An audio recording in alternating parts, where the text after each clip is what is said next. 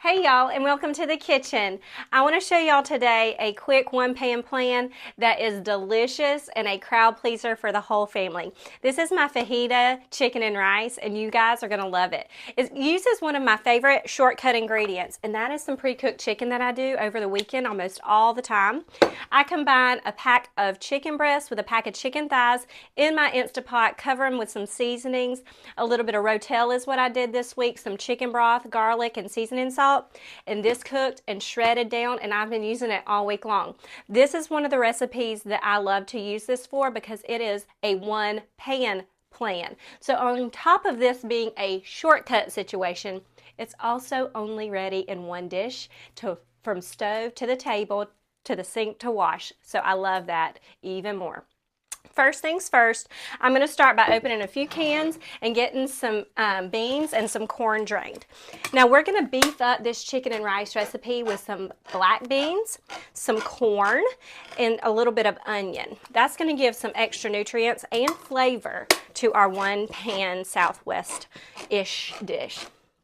Fajita chicken is something that's delicious, and one of the very first things that I ever made for Richard was like this oven fajita situation. So I cooked a big batch of chicken, banged all that out, and then I just made oven fajitas already wrapped instead of giving it to him with a tortilla to fill it himself. And I found in our whole marriage, even especially with children, going ahead and wrapping everybody's tortilla up, putting it in the oven with the chicken and stuff in it, that just is a helper for us. So this rice is a complete riff on that whole recipe that we've done for years and years in our house. Okay, so I'm going to just drain this. I'm going to get a little strainer out so you can see I'm going to get rid of all of the bean liquid in this application.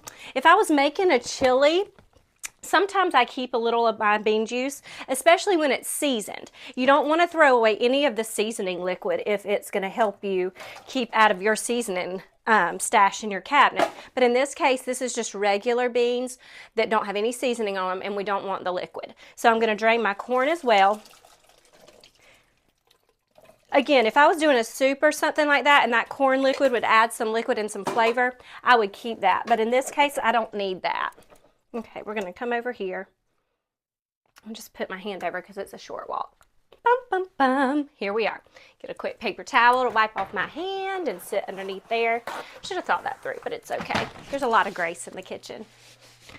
All right, the next thing I want to do is I'm going to start in the bottom of my dish with some chicken. And I'm going to heat it up a little bit, and I'm going to get my chicken started because it's got some liquid in it, and that liquid is going to give a base for the rest of our dish to start. I'm going to use about 2 cups of chicken here. One. Like I said, this chicken has served us all week long, and it has helped me out so much in several different applications. So there's my chicken. I'm going to get a little bit of tomato paste. I need another little paper towel for my hands. And this tomato paste is going to add a depth of flavor to this dish that you would not be able to get anywhere else. This is a long cook flavor that you're going to get in a can of tomato paste. And the way to get the most flavor out of this product is to make sure it gets in contact with the heat of the pan. That's going to wake it up. That's going to give it life again when it touches the heat. Let's see. One more time.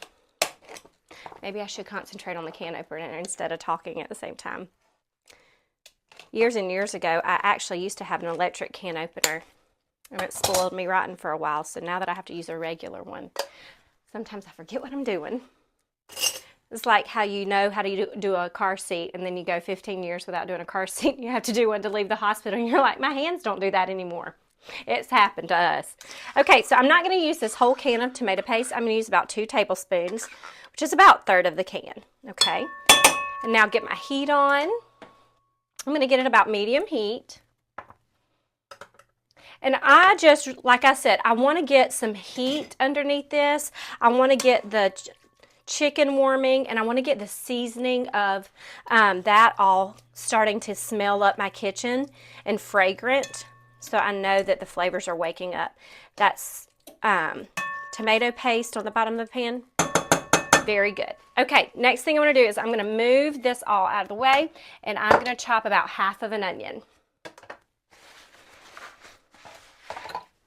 Now my onions are pretty big, so the equivalent of this half of an onion is going to be about a cup of onions. And I share all the time, one of my favorite things that the grocery store has ever come up with is the onions that are in the freezer section.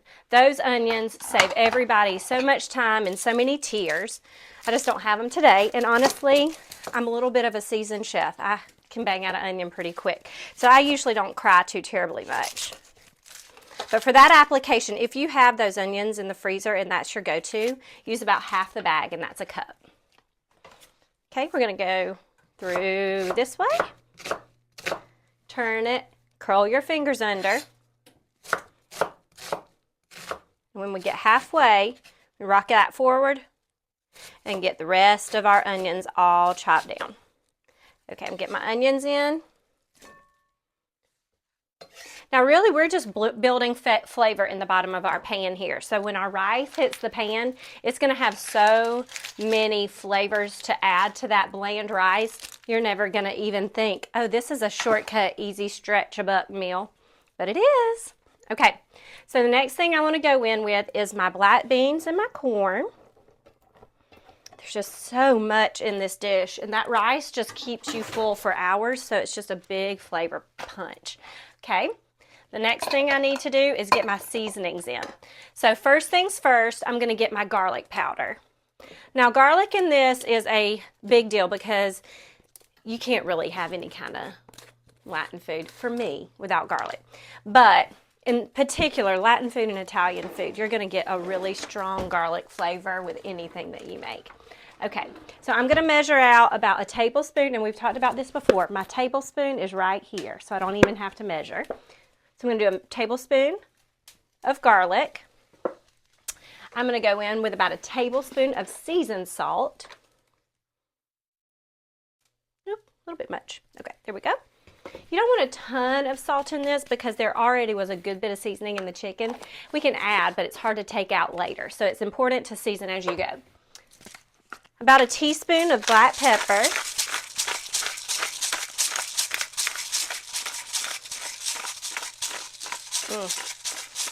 Smelling so good. Okay, get those two out of the way.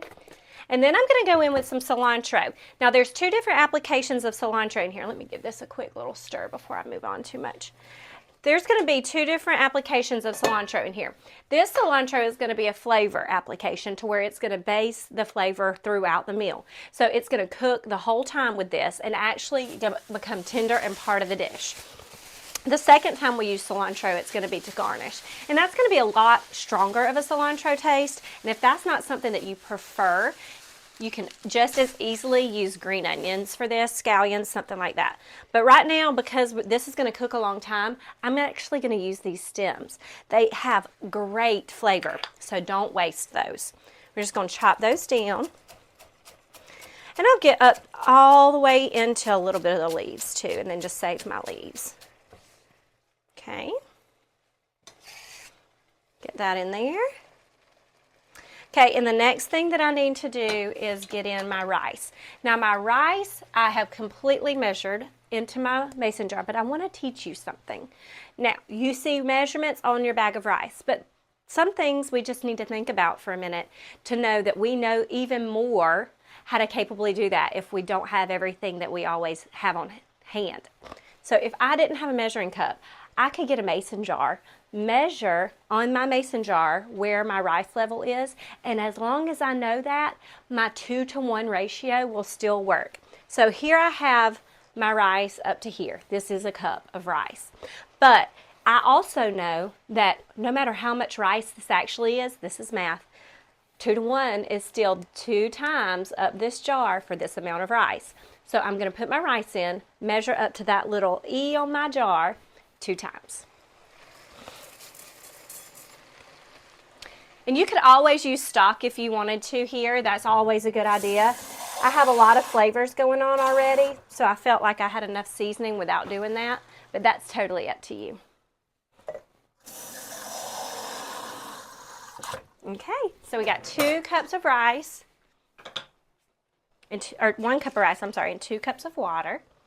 Let's stir this around just a little bit. Now at this point, we have all of our flavors in our pan, and rice has to be covered to cook the way it's supposed to. So we're going to stir all of this around. My vegetables have started to get tender in the bottom of here. So they're just going to finish the cooking process while the rest of the stuff is cooking together. Okay, so I'm going to get my lid on this, turn my heat down to low because this is already simmering, and I'm going to let this cook until my rice is done, and that's about 15 minutes. Okay, y'all, I'm back and I'm ready to show you my yummy fajita rice and how I serve it. I'm going to get a scoop of my rice out, and I'm going to top it the way that I would top a taco or a taco salad. And I love to do this because this really reminds me of something like a Chipotle bowl when I serve it all up, and it's just delicious all in one bowl. One pan, one bowl. When you serve, we're really cutting back on the dishes tonight. It's got that yummy fajita chicken in there that we made earlier in the weekend and then we've used all week long. I'm going to top it with some tomatoes that I've chopped and some cilantro. And a tip that I always like to share is if you season the dinner so well and then you put vegetables on top of it that don't have any seasoning, they're not going to taste like anything.